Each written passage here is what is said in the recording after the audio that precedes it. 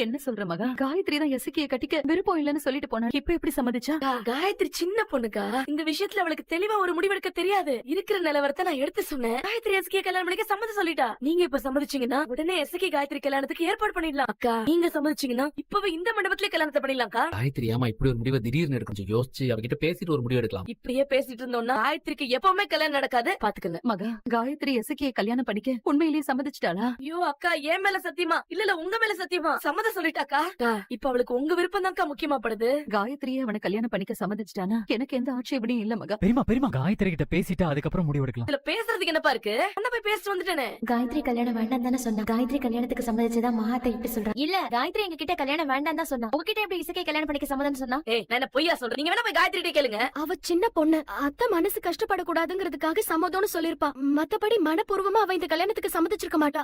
ஆமாமா அதுவும் சரிதாமா. நிச்சயமா காயத்ரி மனப்பூர்வமா இந்த கல்யாணத்துக்கு சம்மதிச்சிருக்க மாட்டா. உன்ன மனசுல வச்சுதான் அதுக்கு சம்மதம். நீ வேணா காயத்ரி கிட்ட ஒரு வாட்டி பேசி பாருமா. ஆமா பெரியமா, நீங்க போய் காயத்ரி கிட்ட தனியா பேசி பாருங்க. கண்டிப்பா அவ மனசுல உள்ளதை உங்ககிட்ட சொல்லு.